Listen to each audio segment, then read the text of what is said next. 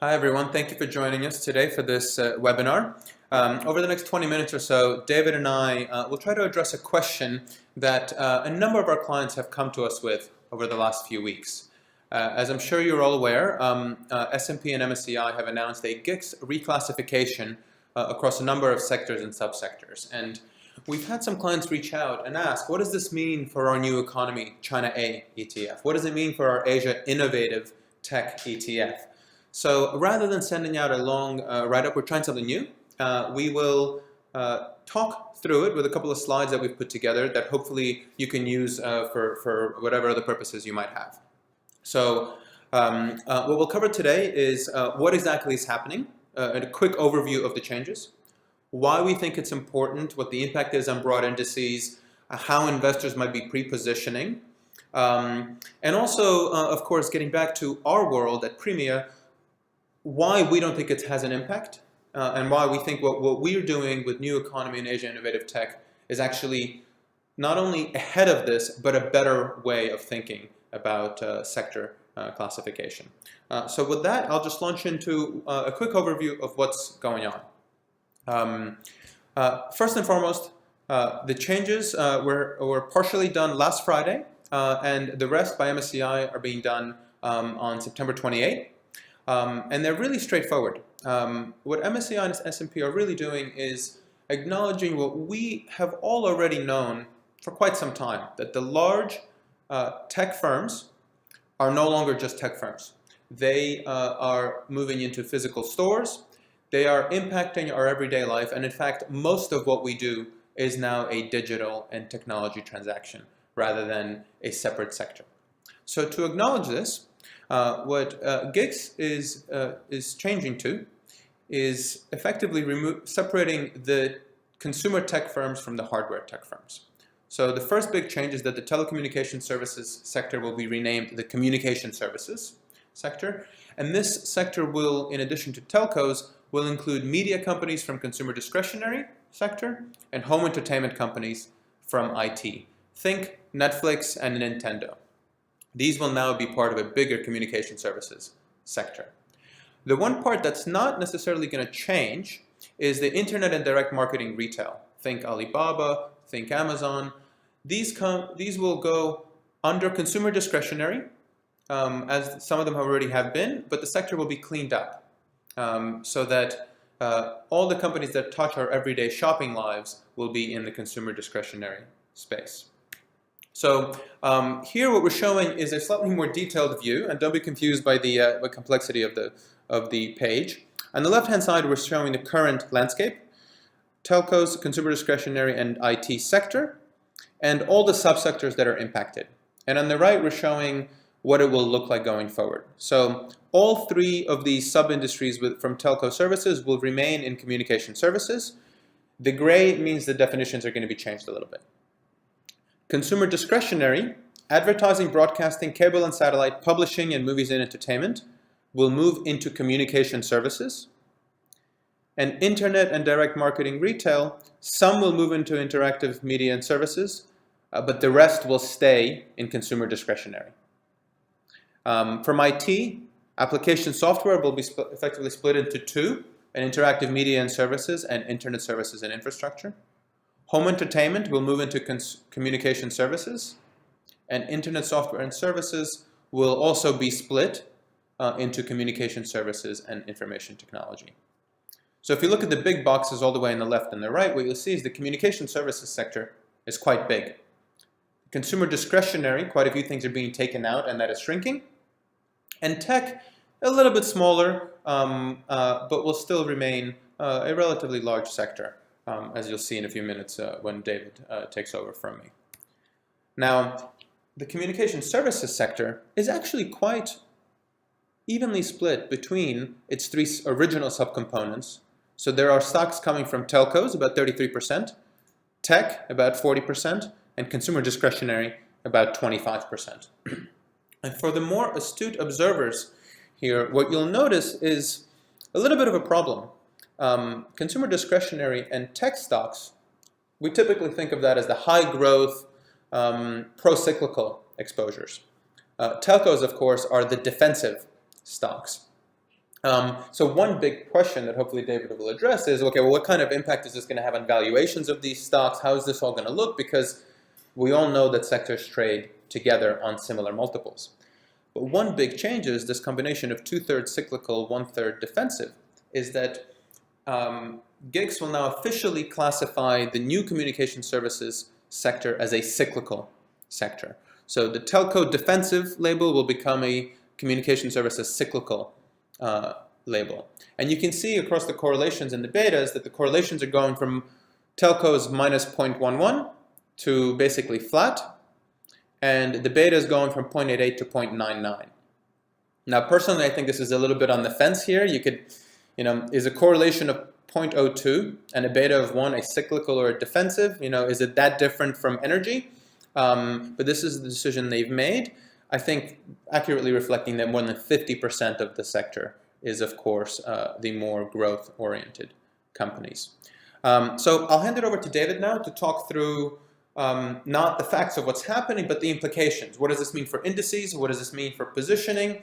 And what impact does it have on us in Asia? Because, of course, it's not only a US event. So, David, over to you. Going forward, I'm talking about the impact on the overall, like the world and the US, and particularly in Asia, EM, and also the China as well. So to see what is the impact in terms of the sector exposure, and also in terms of the valuation, and also whether some sector will become more defensive, and some will be going to the opposite direction. So here is the sector exposure. If we look at the all country world index, on the left hand side, you can see that the current MSCI weighting for this involved the three sector: the communication services, IT, and the consumer discretionary. And the right hand side is the performer. You can see that after the changes, the communication services will increase by 3 times, from 3% to 9%, at the expenses of the IT sectors and also the consumer discretionary. Similarly, when we look at the S&P 500, the US market, the changes is quite similar. You can see that the communication services is also increased from 1.8% to 10.1%, also at the expense of the IT sectors and consumer discretionary. So in both cases, you can see that there's a reduction in IT and consumer and going to the communication services. So the major stock involved here is an example for you to take a look.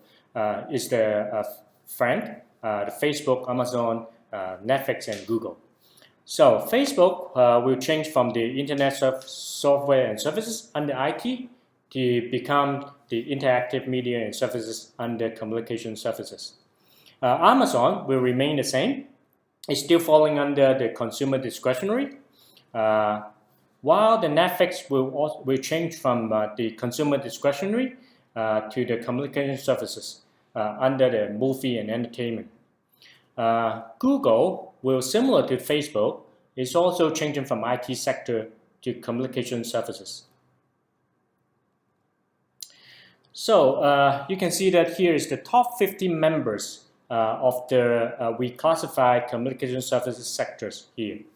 The 15 stock involve the Frank, and also some of the other names like Time Warner, Electronic Arts, Walt Disney. All of these are coming from the IT segment and also the consumer discretionary before. So you can see that there are only 3 from telecom, the Verizon, AT&T, and also the CenturyLink. They remain similar under the carrier and also telecom services segment, belong to the telecom sector before. So if you look into this region, in particular Asia and EM and China, the changes is even more obvious. But there is a slightly different from the world and the US. In previous case, you can see that most of the newly increased exposure in communication services is coming from the IT and consumer. But here you can see that across the Asia, EM, and China, there is an increment in both communication services and consumer discretionary at the expense of IT. So the reduction in IT is more obvious. You can see that in Asia, the IT segment decreased by 10 percentage points. In EM is by 11 percentage points. In China, it's even more dramatic. The IT segment is dropping from 36.7% to only 2.9%. So it's a very big change if you look at the impact in Asia, in EM, and in particular in China. So when we look at the beta and also the valuation, it's also make a big changes. We also, here is a sample from an S&P index. You can see that the beta for consumer discretionary and also communication services has increased. One is from 1.0% to 1.2 in terms of beta, and one is from 0.7 to 1. So it's increased in beta. On the opposite side, the IT has decreased the beta from 1.2 to 1.0. It's quite a big conceptual change, because a lot of people has been used to thinking IT is a high beta segment, is a high beta exposure. But now the beta is just similar or the same as the overall market. And when we look at the valuation, it's also a big changes. When we look at the IT, now instead of trading at a 19 times of PE ratio, after the changes, it's only 13.9 times. It's a big reduction. But on the opposite side, you can see that communication services is increased by from 14.3 to 22.6 times. The major stock involved in the changes in Asia will definitely including the BAT from China. And also we are seeing some of the stock involved like Nintendo and Yahoo Japan from Japan market. And also some of the other stock from Korea, India, and also Malaysia. So a lot of them has been changing from the original IT segment to the communication services. So interestingly, when we look at China, compared to the other market right now, it becomes the largest consumer market globally. So the consumer discretionary weighting itself account for like 21% of the overall China market. Is higher relatively than Japan, India, EM, and the other developed market as well. So it's also saying that China is more consumer-driven kind of an economy after the GICS reclassification. When we look at the China exposure at this moment, the major increasement from the consumer is coming from the IT. The dramatic change from 37% to only 3% is a big changes. Some people may ask whether it will saying that China, we look at the China market, is it become less technology involved? The answer is no. If we look at the technology right now, is running across a lot of different sectors. It can be falling into the consumer discretionary, it can be falling into the healthcare, it can be falling into the industrial. So we are seeing a lot of corporate has been applying technology in different segments. It's more integrated services and providing their products or services with the technology involvement in different segments.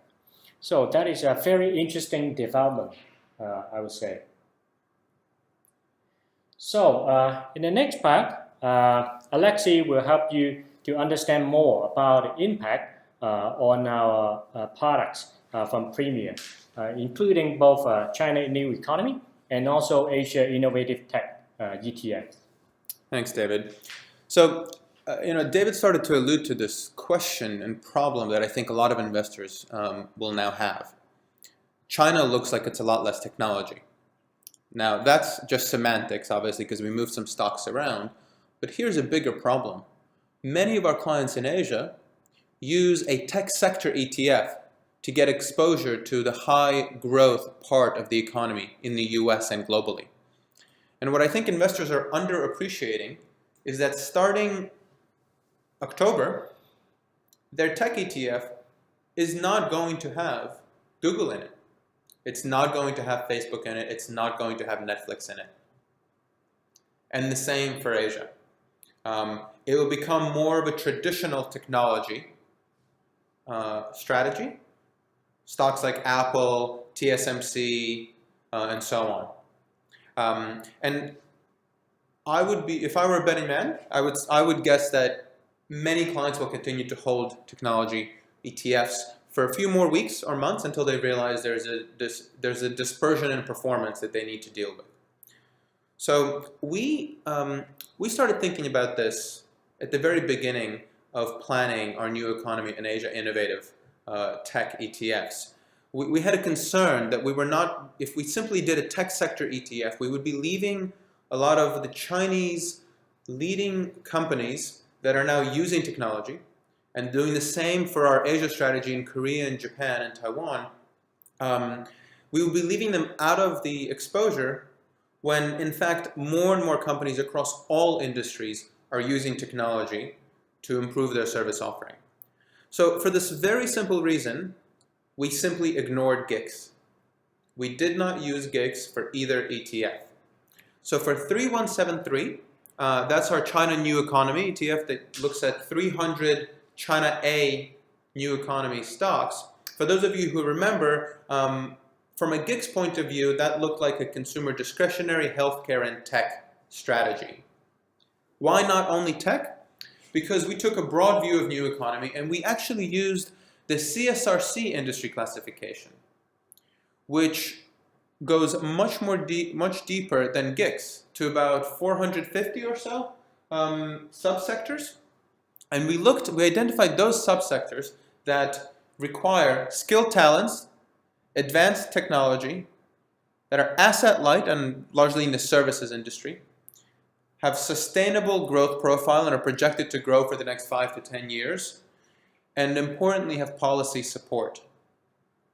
Electric car manufacturing, alternative energy, environmental sectors, of course technology, e-commerce, and in China in particular healthcare. While we view it as a defensive play in the US, it's a growth area in China. We then have some screens to tilt us more aggressively toward asset light, financially healthy, accounting conservative firms that are growing their R&D and profits. But nowhere do we use GICS in 3173. And this was our first attempt where we looked to still use a sector classification system. 8 months later, when we launched the Asia Innovative Tech ETF, with ticker 3181 or 9181 if you want the USD counter, we took a completely different approach. We realized that the world is changing, that technology is everywhere, and it is not enough to simply look at which sector a company is assigned to. So we worked with FactSet using their RBICS system, which stands for revenue rather than sector classification. And there are two big differences between the RBICS, Revere Business and Industry Classification System, and the GICS system that is going through all the changes this week. First, RBICS goes to a granular level of 1,500 sub-industries. GICS only goes about 150 levels deep, sectors deep. The more important difference is that GICS is a sector assignment system, and RBICS is a sector classification system, sector attribution system, if you will. And this is important because what we are able to do is we are able to select the innovative sub-industries from those 1,500 granular sectors, and then we can take a look at which companies generate at least 20% of their revenue from those sub-industries. So we identified 132 innovative technology industries, and we screened all the stocks in Asia for a 20% or more aggregated revenue from those industries. Ending up with about 330 stocks, which we then screen for growth and leadership. So what do I mean by 130 innovative technology sectors? This page shows you an example of how we think about innovation and technology. And you'll note the word technology or the word communication services does not appear here. The color coding is different buckets of innovation. So for example, if you look at the dark blue, 3D model printing, autonomous control shipbuilders, autonomous drone manufacturing, general factory automation, GPS manufacturing, household robotics, laser and optical instrument manufacturing, nanotechnology material manufacturing. This is a broad automation and robotics category. The orange ones are biotech. Again, we're not talking about healthcare or energy. We're not talking at a sector level. We're really looking at a granular industry, trying to figure out which companies make money from in this space and will continue to be leaders in this space down the road. An example of a company that has no changes from GICS is Nidec. It was an industrial and it will remain an industrial. But when we look at what it actually manufactures and we break down its revenue, what we notice is that 20.5% at the top right of its revenue comes from precision motor manufacturing, 10% comes from general factory automation, and 16% comes from data storage and peripherals. If you did not know that this was an industrial company and you just looked at those revenue breakdowns, you would very easily conclude that this is a technology firm. Similarly, Alibaba is in the strategy as well. It was an IT GICS sector, and it will now be a consumer discretionary GICS sector. But from our point of view, it was always that, because 84% of its revenue comes from internet department stores as an RBICS sub-industry. So it was always an e-commerce stock in our view, even though it used to be called tech by GICS and now it's called consumer discretionary. So of course, when we report the holdings of 3181, we will make the change. So we used to tell clients that from a GICS point of view, Asia Innovative Tech was 60% technology, 23% healthcare, a little bit of industrial, and a little bit of consumer discretionary. And now you can see the green bars, the names shift. Technology is only 40%. Communication services is 23%. Now I want to be clear here. Neither 3173 nor 3181 have any rebalancing happening as a result of GICS. GICS is not part of the index construction.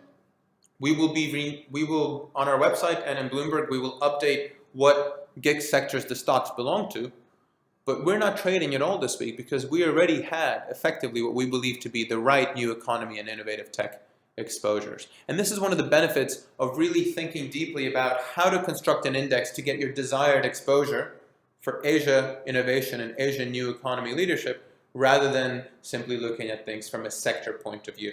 You can see some of the stocks on the right. They were the stocks before October, and they will be the stocks going forward. And of course, we equal weight everything, so we give all of these stocks an equal opportunity to contribute to returns.